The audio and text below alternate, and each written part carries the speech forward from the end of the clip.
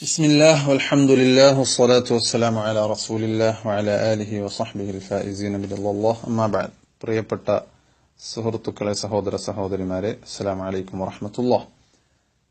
അൽഹംദുലില്ലാഹ്, നമ്മൾ സൂറത്തുൽ ഫാത്തിഹയുടെ തെറ്റില്ലാത്ത പാരായണം എങ്ങനെ പരിശീലിക്കാം, പഠിക്കാം എന്നതാണ് ചർച്ച ചെയ്യുന്നത്. അൽഹംദുലില്ലാഹ്, നേരത്തെ നിങ്ങൾ കേട്ട ക്ലിപ്പുകളിൽ നമ്മൾ സിറാത്തല്ലദീന അൻഅംത അലൈഹിം എന്നത് വരെ എത്തി. ഇനി ഇൻഷാ അല്ലാഹ് നമുക്ക് ഗൈറിൽ മഗ്ദൂബി മുതൽ അവസാനം വരെ നോക്കാം. അൽഹംദുലില്ലാഹ്. അപ്പോൾ ഗൈറിൽ മഗ്ദൂബി അലൈഹിം വലദ്ദാല്ലീൻ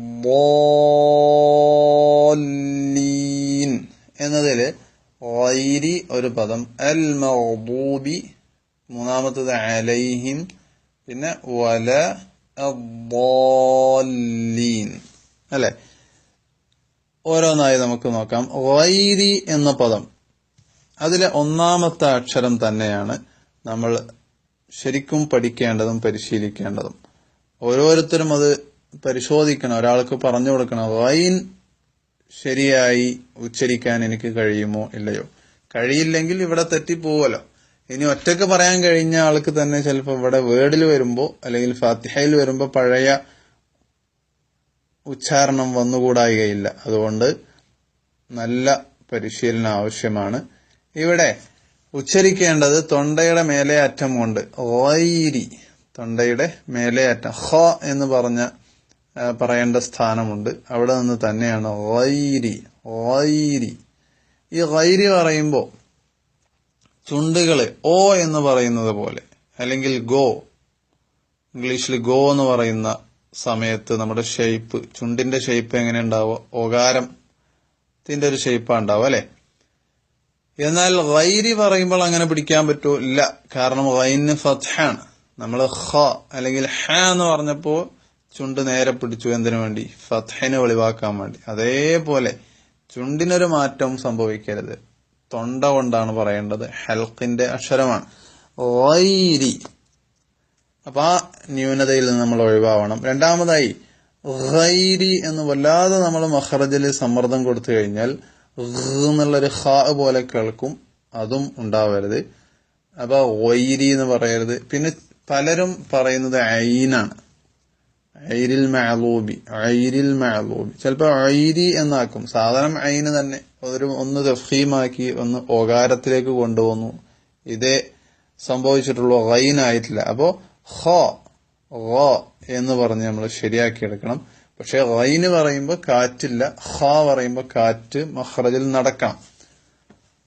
അതേപോലെ തന്നെ ഗൈൻ എന്ന അക്ഷരത്തെ നമ്മൾ ചിലപ്പോ നിരീക്ഷിച്ചിട്ടുണ്ടാവില്ല. പലപ്പോഴും ഗ എന്നാണ് മലയാളത്തിൽ നമ്മൾ എഴുതുക. അബ്ദുൽ ഗഫൂർ, ഇംഗ്ലീഷിലാണെങ്കിലും ജി ആണ് പലപ്പോഴും വിടുക. ചില ആളുകൾ ഓ എന്നും പറയും. അബ്ദുൽ ഒഫൂർ, ഒഫൂർ എന്നും പറയും, ഒഫാർ. ഇതെല്ലാം ഖുർആനിൽ അല്ലെങ്കിൽ തന്നെയും അത് തെറ്റാണ്. കാരണം അത് അള്ളാഹുവിന്റെ പേരാണ്. ഗഫാർ ആണെങ്കിലും ഗഫൂർ ആണെങ്കിലും അള്ളാഹുവിന്റെ പേരാണ്. അപ്പൊ അബ്ദുൽ ഗഫൂർ എന്ന് തന്നെ പറയാവൂ. മലയാളത്തിൽ നമുക്ക് എഴുതാൻ കഴിയില്ലെങ്കിൽ അങ്ങനെ എഴുതുന്നു. പക്ഷെ വായിക്കുന്ന സമയത്ത് ശരിയായി ഉച്ചരിക്കൽ ഒരു മുഅ്മിനായ മനുഷ്യന്റെ ബാധ്യതയാണ്. കാരണം അള്ളാഹുവിന് ഗഫൂർ എന്ന് പേരില്ല. അള്ളാഹുവിന്റെ പേര് ഗഫൂർ ആണ്, ഗഫാർ ആണ്, ഗാഫിരി ദംബി, ഇങ്ങനെയൊക്കെയാണ്. അപ്പൊ ആഫിർ എന്നോ അഫൂർ എന്നോ ഐരിൽ മഅലൂബി എന്നോ പറയുന്നത് നിർബന്ധമായും നമ്മൾ ശരിയാക്കിയെടുക്കണം. അങ്ങനെ ഉച്ചരിക്കാൻ പാടില്ല. ഗൈരി, അപ്പോ ഓ എന്ന് പറയുന്നത് ഗൈരിൽ മഗ്ദൂബി. അൽ മഗ്ദൂബി എന്ന പദത്തിലും പലരും തെറ്റിക്കുന്നത് ഗൈൻ തന്നെയാണ്. ഗൈനെ തെറ്റിക്കുന്ന രൂപങ്ങൾ പറയുന്നതിന് മുമ്പ് ഗൈന് സുക്കൂനാവുമ്പോ എങ്ങനെയാണ്?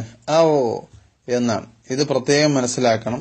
കുറച്ചൊക്കെ നന്നായിട്ട് ഓതുന്ന ആളുകൾ തന്നെ പിന്നെ ഗൈനിന്റെ ഈ ഔ എന്ന് മഖ്റജിൽ ഒരല്പം ശബ്ദം നടക്കേണ്ട ആ സിഫത്ത് പരിശീലിക്കാത്തതിന്റെ പേരിലോ അല്ലെങ്കിൽ അറിയാത്തതിന്റെ പേരിലോ ഗൈരിൽ മഗ്ദൂബി, ഒരു ഹംസയൊക്കെ ഉച്ചരിക്കുന്ന പോലെ ഒരു പിടുത്തം, മഗ്ദൂബി. ചിലപ്പോൾ അത് ഹംസയായിട്ടാണ് വരുന്നത്. മഗ്ദൂബി, അസ്തഗ്ഫിറുല്ലാഹ്, വസ്തഗ്ഫിർ ലിദംബിക്. വബിഹംദിഹി യസ്തഗ്ഫിറുല്ലാഹ്. നിസ്കാരം കഴിഞ്ഞാൽ അസ്തഗ്ഫിറുല്ലാഹൽ അസീം, അസ്തഗ്ഫിറുല്ലാഹൽ അസീം. ചില ആളുകൾ ഖ ആയിട്ട് ഗൈറിൽ മഖ്ലൂബി, ഇതെല്ലാം തെറ്റാണ്, അക്ഷരം മാറിപ്പോകുന്ന പിഴവുകളാണ്.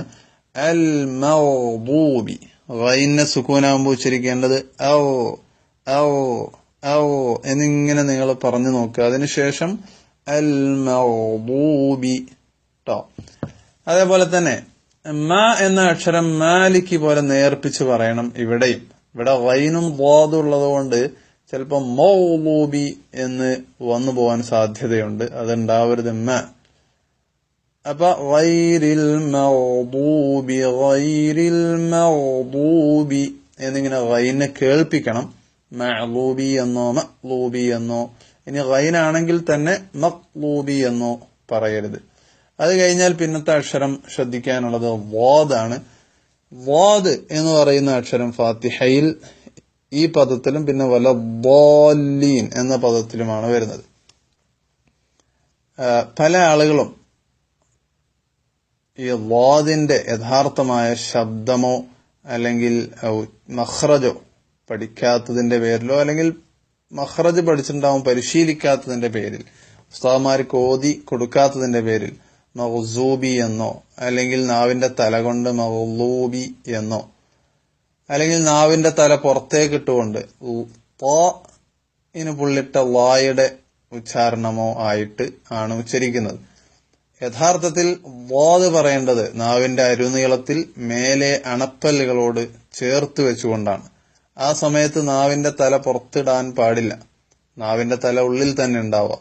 പൂർണ്ണമായും നമ്മൾ വാദ് ഉച്ചരിക്കുന്നതിൽ അവലംബിക്കേണ്ടത് നാവിന്റെ അരു ആണ്. വലതു ഭാഗത്തോ ഇടതു ഭാഗത്തോ ഉള്ള മേലെ അണപ്പല്ലുകളുടെ ഉൾഭാഗത്ത് വെച്ച് കഴിഞ്ഞാൽ വോ എന്ന ശബ്ദം ഉണ്ടാവും.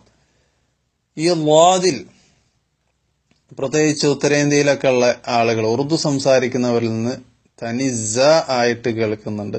അത് കേട്ടിട്ട് പല മലയാളികളിൽ നിന്നും അതേപോലെ കേൾക്കുന്നുണ്ട്. ചില ആളുകൾ അള്ളാഹു എന്ന് പറയുന്ന ലാമായിട്ടോ ഉച്ചരിക്കുന്നുണ്ട്. അപ്പോ വാദ് എന്ന് പറയുന്നത് ഈ വലത് അല്ലെങ്കിൽ ഇടത് ഭാഗങ്ങളിൽ നിന്നാണ് കേൾക്കേണ്ടത്.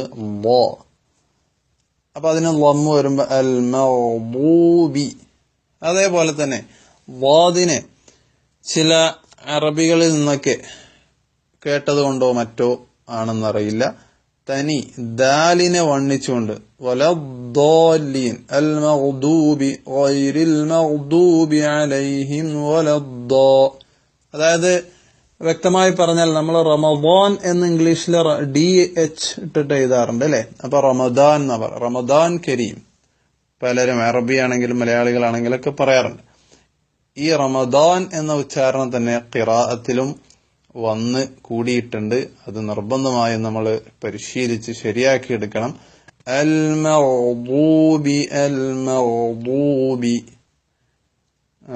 അതേപോലെ നമ്മൾ ശീലിച്ചു പോയ ചില തെറ്റാണ് അൽ മഗ്ദൂ എന്ന വാവ് കൊണ്ടുള്ള മദ്. അത് ഒറ്റ അലിഫ് മാത്രമേ പറ്റൂ, കൂടുതൽ നീട്ടരുത്. ഗൈറിൽ മഗ്ദൂബി അലൈഹിം എന്ന് നീട്ടരുത്. പിന്നെയോ ഗൈറിൽ മഗ്ദൂബി അലൈഹിം. അടുത്ത പദം അലൈഹിം എന്നതാണ്. അലൈഹിം എന്ന ഒരു പ്രാവശ്യം നമുക്ക് വന്നു, അൻഅംത അലൈഹിം. അപ്പൊ ഇവിടെ അതേപോലെ തന്നെ ഉച്ചരിക്കണം. ഇവിടെ ഈ ഐനിലെ പ്രത്യേകം ശ്രദ്ധ കൊടുത്ത് പരിശീലിക്കാത്തതിന്റെ പേരിൽ എങ്ങനെ വരിക? ബിയ ലൈഹിം. നമ്മൾ ബിയ എന്ന് പറയില്ല, ബിയ. ഇങ്ങനെ ഫാത്തിഹയില് ബിയലൈഹിം എന്നാണ് വരുന്നത്. ഗൈറിൽ മഗ്ദൂബി അലൈഹിം അത് പറ്റൂല. ബി ആ എന്ന് കേൾക്കണം. ബി ആ. അപ്പൊ എന്ത് ചെയ്താൽ മതി? നേരത്തെ പറഞ്ഞതുപോലെ പ്രാക്ടീസ് ചെയ്യേണ്ട രൂപം അൽ മഗ്ദൂബി അല്പം കഴിഞ്ഞ് അലൈഹിം. അപ്പൊ ആ എന്ന ശബ്ദം നമ്മളെ മനസ്സിലാവും, ശരിക്കും നമുക്ക് തന്നെ കേൾക്കും. അങ്ങനെ ഉറക്കെ പറഞ്ഞു നോക്ക്. ആ സമയത്ത് ആ എന്ന ഹംസയിലേക്ക് പോകുന്നത് ശ്രദ്ധിക്കണം. ഗൈറിൽ മഗ്ദൂബി അലൈഹിം. അതേപോലെ ലൈ എന്നത് ഞാൻ നേരത്തെ പറഞ്ഞു, ഹിം എന്നത് ഹിം എന്ന് വരരുത്. അപ്പൊ ഇത്രയും കാര്യങ്ങൾ ശ്രദ്ധിക്കുക. അത് കഴിഞ്ഞാൽ പിന്നെ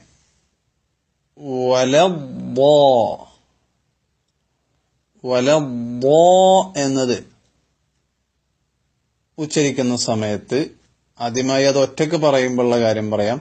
വല എന്നത് രണ്ട് ചുണ്ടുകളെ കൊണ്ട് പറയേണ്ട അക്ഷരമാണ്. ഈ വ എന്നത് അറബിയിൽ, മലയാളത്തിലും ഇംഗ്ലീഷിലും പറയുമ്പോൾ ചിലപ്പോ പല്ലുകൊണ്ട് പറയാറുണ്ട്. പക്ഷെ അറബിയിൽ അങ്ങനെ ഉച്ചരിച്ചാൽ അത് വാവായി പരിഗണിക്കുകയില്ല. അപ്പൊ നമ്മുടെ ഫാത്തിഹ സ്വഹീഹാവുകയുമില്ല. അപ്പൊ അലൈഹിം കഴിഞ്ഞിട്ട് രണ്ട് ചുണ്ടുകളും ഒരൽപ്പം മുന്നോട്ടെടുത്തുകൊണ്ട് വലദ്ദോദിന്റെ ഉച്ചാരണവും അതിൽ വരുന്ന തെറ്റുകൾ നേരത്തെ പറഞ്ഞു. അതെല്ലാം പരിഗണിച്ചുകൊണ്ട് നല്ല സൂക്ഷ്മമായി വലദ്ദോ എന്ന് തന്നെ പറയണം. അവിടെ ഈ പദത്തില് വാദിനും ഷദ് വേണം, ലാമിനും ഷദ് വേണം. അതേ സമയത്ത് നമ്മൾ സ്പീഡിൽ നിസ്കരിക്കുമ്പോഴാണെങ്കിലും മറ്റുമൊക്കെ വൈറൽ മഗ്ദൂബി അലൈഹിം വലദ്ദാലീൻ ആമീൻ ലാലി അല്ലെങ്കിൽ വജദക ലാലം ഫഹദ ഇങ്ങനെ ഉച്ചരിക്കുന്ന സമയത്ത് വാദിന്റെ ഷദ്ദും നഷ്ടപ്പെടുന്നുണ്ട്, ലാമിന്റെ ഷദ്ദും നഷ്ടപ്പെടുന്നുണ്ട്. ഫത്ഹുൽ മുഈൻ പോലത്തെ എല്ലാ ഫിഖ്ഹിന്റെ ഗ്രന്ഥങ്ങളിലും ഫാത്തിഹ ഓതുക എന്ന ഫർള് എണ്ണുന്ന സമയത്ത് ഫുഖഹാക്കൾ പറയുന്നുണ്ട് ഫാത്തിഹയുടെ അക്ഷരങ്ങൾ സൂക്ഷിക്കണം, അതിലുള്ള ഷദ്ദുകളും സൂക്ഷിക്കണം. എന്നിട്ട് എത്ര ഷദ്ദ് വരുന്നുണ്ട് ഫാത്തിഹയിൽ അതെല്ലാം ഇമാമിങ്ങൾ വളരെ വ്യക്തമായി എണ്ണി തിട്ടപ്പെടുത്തി വിവരിക്കുന്നത് എന്തിനാണ്? ഫാത്തിഹയിൽ ഒരു ഷദ്ദ് നഷ്ടപ്പെട്ടാൽ ഫാത്തിഹ സ്വഹീഹാവൂല. അപ്പൊ 14 ഫർളുകളിൽ ഒന്ന് നഷ്ടപ്പെടുമല്ലോ, അപ്പൊ നിസ്കാരവും ബത്തലായി പോവും. അതുകൊണ്ട് തന്നെ വലദ്ദോ എന്ന് ഷദ്ദ് ചെയ്യണം. അതായത് അൽ മഗ്ദൂബി എന്നിടത്ത് നമ്മൾ നാവ് കൊടുത്തതിനേക്കാൾ ഒന്നുകൂടെ ശക്തിയിൽ മഖ്റജിൽ വെച്ചാൽ മാത്രമേ ഷദ്ദ് ഉണ്ടാവുകയുള്ളൂ. വലദ്ദാലീൻ.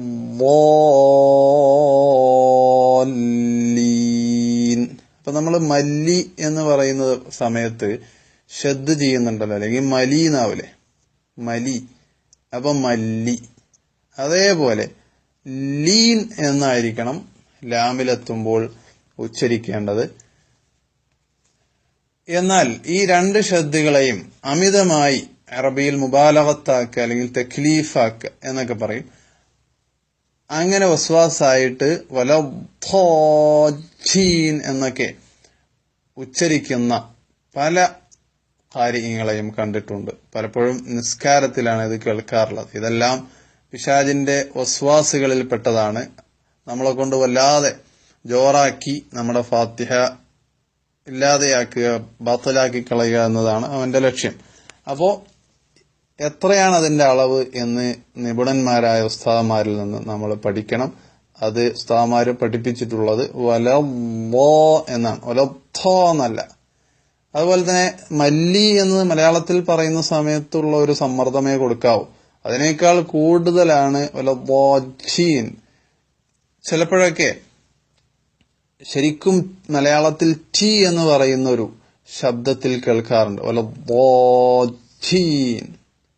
അങ്ങനെ ലാമിന് അറബിയിൽ കാറ്റ് നടക്കാൻ പാടില്ല.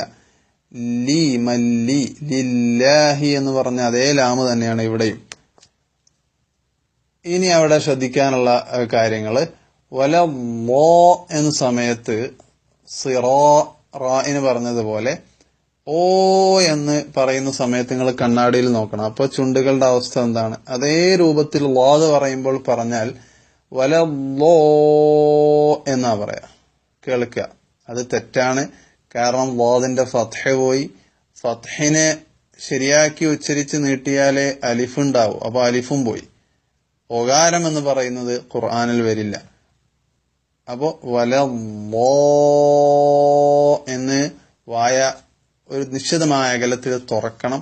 ഓ എന്ന അക്ഷരം ഉച്ചരിക്കുന്ന സമയത്തുള്ള ഷേപ്പിലേക്ക് ചുണ്ട് പോവരുത്. ചുണ്ടുകൾ ളാദിൽ ഉപയോഗിക്കരുത്. വലദ്ദോ. അതേപോലെ ലോ എന്ന മദ് ലാസിമായ മദ്ദാണ്. അതുകൊണ്ട് തന്നെ നിർബന്ധമായി 3 അലിഫ് നീട്ടണം. ഞാൻ നേരത്തെ ഓതിയപ്പോൾ നീട്ടിയ ഒരു അളവ് നിങ്ങൾ പല പ്രാവശ്യം കേട്ട് മനസ്സിലാക്കിയാൽ അതിന്റെ അളവ് നമുക്ക് മനസ്സിലാവും. അതേപോലെ തന്നെ വേറൊരു കാര്യം, ലീ എന്ന ലാമിന്റെ തർക്കീഖാണ്. നേരത്തെ സിറാത്തല്ല എന്ന് നേർപ്പിക്കണമെന്ന് പറഞ്ഞതുപോലെ ഈ ലാമും നേർപ്പിച്ചു പറയണം. വലദ്ദാല്ലീൻ.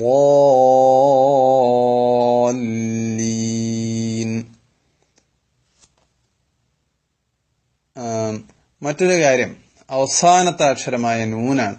ലീൻ എന്ന് പറഞ്ഞ് നിർത്തരുത്. ലീൻ.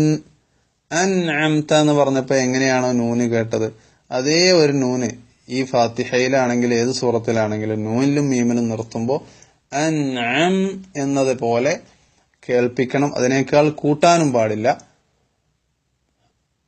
ഇത്രയാണ് ഫാത്തിഹയുടെ ആയത്തുകൾ. അത് കഴിഞ്ഞാൽ പിന്നെ ആമീൻ എന്ന് പറയൽ സുന്നത്താണ്. മഅ്മൂമീങ്ങൾക്ക് ഇമാം ഓതിയാൽ ആമീൻ എന്ന് പറയൽ സുന്നത്തുണ്ട്. പക്ഷെ വലദ്ദാല്ലീൻ എന്ന് കഴിഞ്ഞ് ഇമാം എപ്പോഴാണോ ആമീൻ തുടങ്ങുന്നത് അപ്പോൾ മാത്രം ഇതിനോടൊന്നിച്ച് നമ്മളും തുടങ്ങണം. അതിന് വലിയ പ്രതിഫലമുണ്ട്, ദോഷങ്ങൾ പൊറുക്കാൻ കാരണമാവും. മലക്കുകളുടെ ആമീൻ എന്ന പറച്ചിലുമായി യോജിച്ചു കഴിഞ്ഞാൽ നമ്മുടെ ദോഷങ്ങൾ പൊറുക്കപ്പെടും എന്ന ഹദീസിലുണ്ട്.